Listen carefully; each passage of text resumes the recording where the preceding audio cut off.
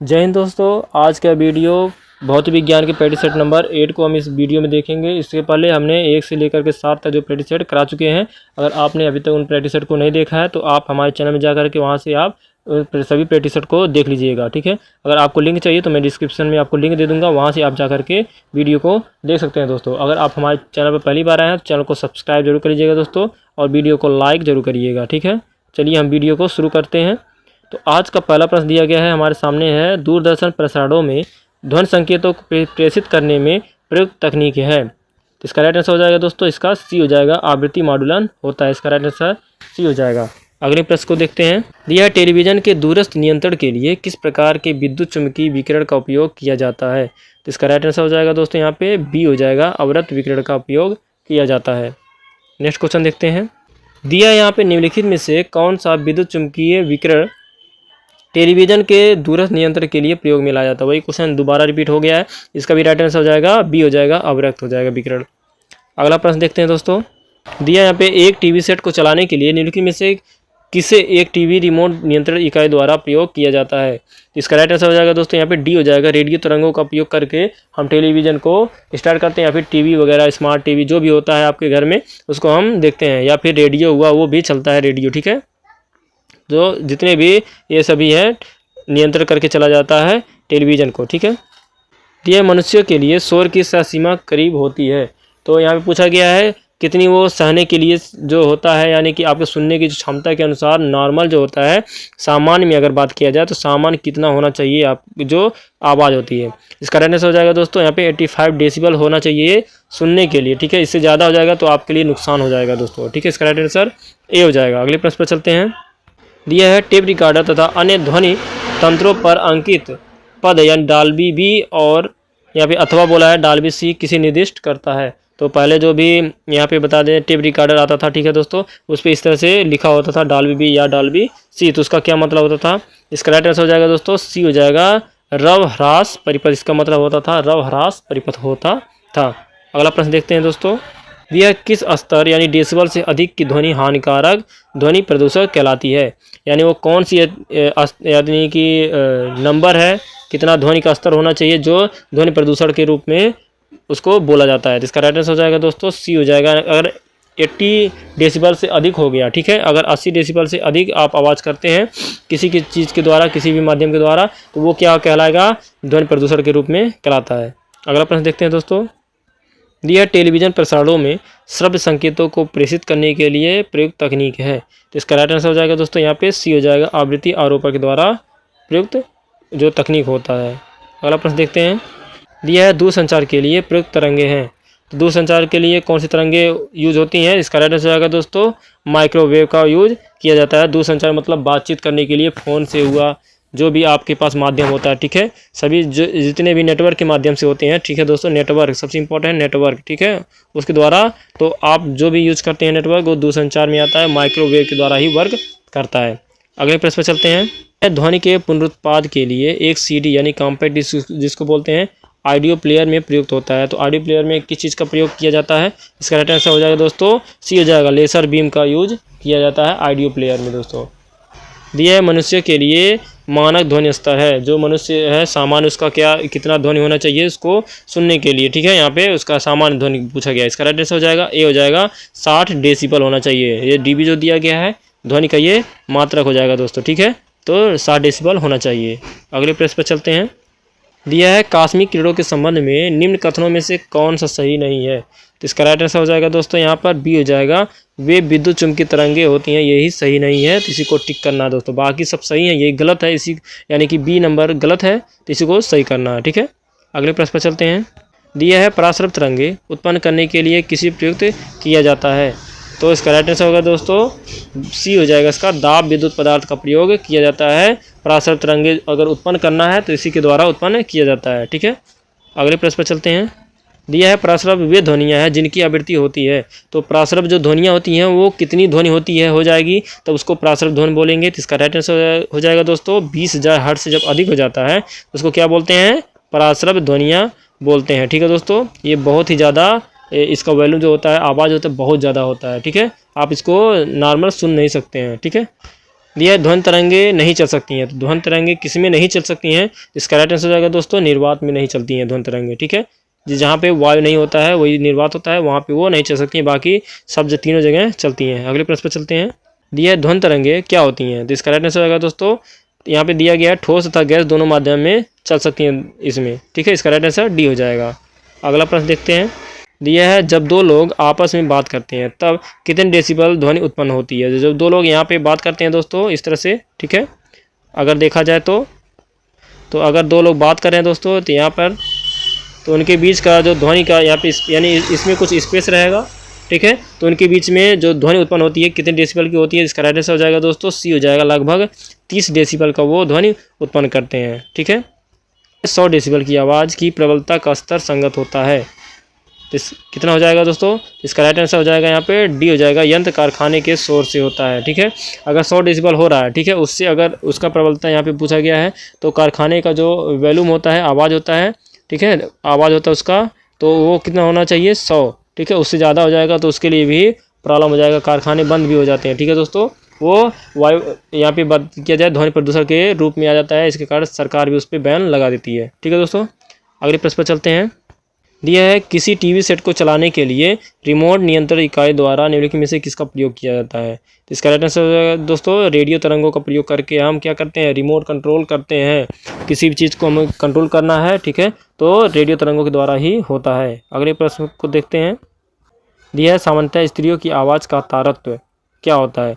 तो यहाँ पे पूछा गया, इसका राइट आंसर हो जाएगा दोस्तों, इसका राइट आंसर बी हो जाएगा। ध्यान दीजिएगा, पुरुषों की तुलना में अधिक होता है तारतम्य, तो मतलब उनका क्या होता है? पतलापन। इसी कारण उनका तारतम्य जितना अधिक रहेगा, ठीक है, तो आवाज़ क्या होती है? उतनी पतली होती है। ठीक है, यहाँ पे पूछा गया है पुरुषों की तुलना में क्या होती है? उनकी अधिक होती है, इसके कारण उनका आवाज़ जो होता है हमारी तुलना में, हम सभी की तुलना में पतला निकलता है। ठीक है दोस्तों, अगले प्रश्न पर चलते हैं। दिया है जब सितार और बांसुरी पर एक ही स्वर बजाया जाए तो उनसे उत्पन्न ध्वनि का जो भेद हो जाएगा निम्नलिखित में अंतर का कारण किया जा सकता है। मतलब किस तरह से अंतर उसका किया जा सकता है? तो इसका राइट आंसर हो जाएगा सी हो जाएगा, केवल ध्वनि गुणता के आधार पर उनका अंतर बताया जा सकता है दोस्तों। ठीक है, अगले प्रश्न पर चलते हैं। दिया है रेडियो तरंगों के विक्षेपण के लिए वायुमंडल के निम्नलिखित स्तरों में से कौन सा स्तर उत्तरदायी है? मतलब पूछा गया है जो रेडियो तरंगे हैं वो किस मंडल में पाए जाते हैं। ठीक है, तो वायुमंडल में किस मंडल में पाए जाते हैं? इसका राइट आंसर हो जाएगा दोस्तों डी हो जाएगा, आयन मंडल में पाया जाता है। ठीक है, जितने भी तरंगे होती हैं वहीं पर जो जितने भी हमारे यंत्र वगैरह होते हैं वहीं पर छोड़े जाते हैं। ठीक है, तो उसी वहीं से क्या होती हैं? प्रसारित होती हैं सभी आयन मंडल में। इसको आयनोस्फीयर भी बोला जाता है। ध्वनि का वायु में वेग अनुमानतः है, तो वायु में कितना वेग होता है ध्वनि का? इसका राइट आंसर हो जाएगा दोस्तों 330 मीटर पर सेकेंड, सी हो जाएगा आंसर इसका। अगले क्वेश्चन को देखते हैं। चमगादड़ अंधेरी रातों में उड़ सकते हैं और अपना शिकार भी कर सकते हैं, इसका कारण है। अब ध्यान दीजिएगा, यहाँ पे ये क्या करते हैं? ये रात में ही निकलते हैं चमगादड़ और दिन में क्या होते हैं? जाकर छिप जाते हैं। तो ये किस कारण ये क्या होते हैं? रात में ये उड़ते हैं। तो इसका राइट आंसर हो जाएगा दोस्तों, इसका डी हो जाएगा, यहाँ पे राइट आंसर डी हो जाएगा। वे पराध्वनि तरंगे निकालते हैं। ठीक है, और उन्हीं के द्वारा वो क्या कहते हैं? निर्देशित होते हैं, या उन्हीं के द्वारा वो क्या करते हैं? उड़ते हैं रात में। ठीक है दोस्तों, इसका राइट आंसर हो जाएगा डी हो जाएगा, पराध्वनि तरंगे निकालते हैं। अगले यह ध्वनि निम्न प्रकार से चलती है, तो इसका राइट आंसर हो जाएगा दोस्तों ए हो जाएगा, अंदर तरंगों की तरह क्या होती है? ध्वनि चलती है। अगला क्वेश्चन देखते हैं। दिया है निम्नलिखित में से किस एक में ध्वनि की चाल सबसे अधिक हो जाएगी? तो इसका राइट आंसर हो जाएगा दोस्तों सी हो जाएगा, लोहे में जो होता है तो ध्वनि की चाल क्या होती है? सबसे अधिक होती है। अगले प्रश्न पर चलते हैं। पूछा गया है ध्वनि का वेग महत्तम होता है, मतलब सबसे अधिक पूछा गया है। तो किस में होता है ध्वनि का वेग सबसे अधिक? तो धातुएं होती हैं उसमें क्या होती हैं? धातुओं में ध्वनि का वेग अधिक होता है दोस्तों। ठीक है, दिया निम्नलिखित में से ध्वनि का वेग अधिकतम होता है, वही पूछ रहा है क्वेश्चन। ठीक है, तो इसका राइट आंसर हो जाएगा दोस्तों धातु में ध्वनि का वेग क्या होता है? अधिक होता है। अगला क्वेश्चन देखते हैं। दिया है नज़दीक आती रेलगाड़ी की सीटी की आवाज़ बढ़ती जाती है जबकि दूर जाने वाली रेलगाड़ी के लिए घटती जाती है। यह जो होता है फिनोमिनन जिसको बोलते हैं उदाहरण है, ये किस चीज़ का उदाहरण है? इसका राइट आंसर हो जाएगा दोस्तों डी हो जाएगा, डॉपलर के प्रभाव का ये उदाहरण है। ठीक है, इसका राइट आंसर डी हो जाएगा। अगला क्वेश्चन देखते हैं। सोनार जो होता है, सोनार में हम उपयोग करते हैं, सोनार में हम किस चीज़ का उपयोग करते हैं? ये भी बताइएगा, सोनार कहाँ पे यूज किया जाता है, इसके बारे में मैंने पिछली वीडियो में बता चुका हूँ। ठीक है, तो इसका राइट आंसर हो जाएगा दोस्तों सी हो जाएगा, पराश्रव्य ध्वनि तरंगों को उत्पन्न करने के लिए सोनार का यूज करते हैं। ठीक है, अगले क्वेश्चन देखते हैं। यह आकस्मिक किरणें क्या होती हैं? तो इसका राइट आंसर हो जाएगा दोस्तों बी हो जाएगा, आवेशित कण होते हैं। यानी कि जो आकस्मिक किरणें होती हैं आवेशित कण होते हैं। ठीक है, अगला क्वेश्चन देखते हैं। यह दो उत्तरोत्तर श्रृंग अथवा दो उत्तरोत्तर गर्त, श्रृंग और गर्त के बीच की दूरी को क्या कहते हैं? ठीक है, श्रृंग और गर्त के, श्रृंग और गर्त इस तरह से होता है। ठीक है, श्रृंग हो जाएगा, गर्त हो जाएगा, इस तरह से इनके बीच की जो दूरी होती है उसको क्या बोला जाता है? यानी कि ये श्रृंग हो गया, ये श्रृंग हो गया, ये गर्त हो गया, ये गर्त हो गया, इनके जो बीच की ये दूरी होती है इसको क्या बोला जाता है? तो इसका राइट आंसर हो जाएगा दोस्तों ये हो जाएगा, तरंग दैर्ध्य बोला जाता है, वेव लेंथ बोला जाता है। ठीक है दोस्तों, निम्न में से कौन सी विद्युत चुम्बकीय तरंगे नहीं है? इनमें से कौन सी जो है विद्युत चुम्बकीय तरंगे नहीं है? इसका राइट आंसर हो जाएगा दोस्तों अल्फा किरणें जो होती हैं, अल्फा किरणें जो होती हैं वो विद्युत चुम्बकीय तरंगे नहीं होती हैं दोस्तों। ठीक है, अगले क्वेश्चन देखते हैं। यहाँ पे निम्नलिखित में से किस विकिरण में ऊर्जा प्रति क्वांटम सर्वाधिक होगी? तो इसका राइट आंसर हो जाएगा दोस्तों ए हो जाएगा।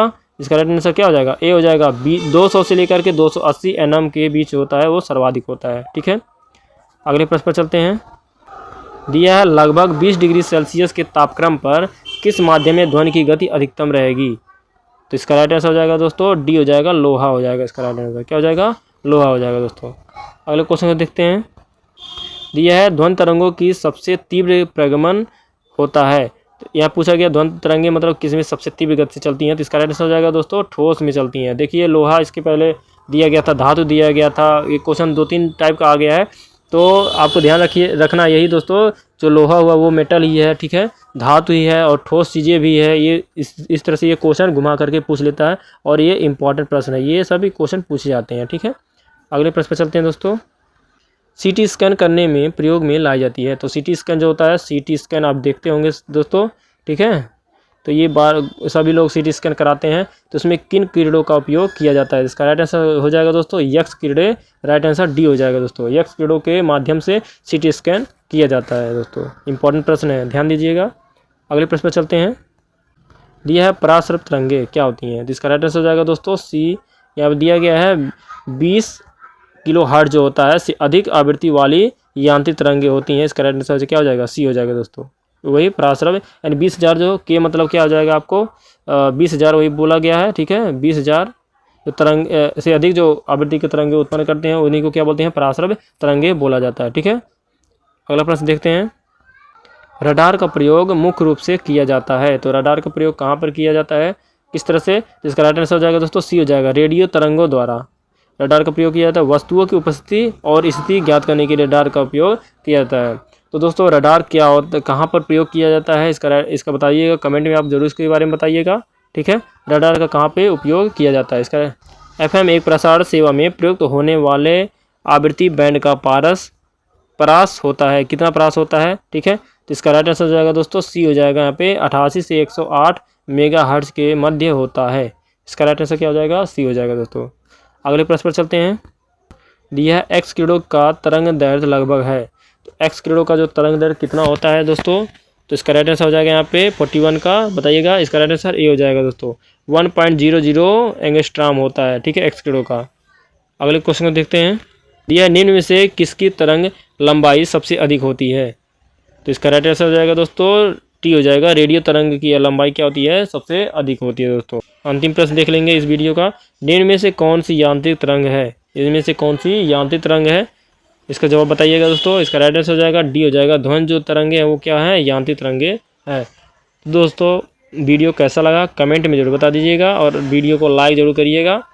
तो मिलते हैं प्रैक्टिस सेट नंबर 9 के साथ। 8 कंप्लीट हो चुका है, तो प्रैक्टिस सेट नंबर 9 को देखेंगे अगली वीडियो में। तो मिलते हैं अगली वीडियो में। जय हिंद, वंदे मातरम।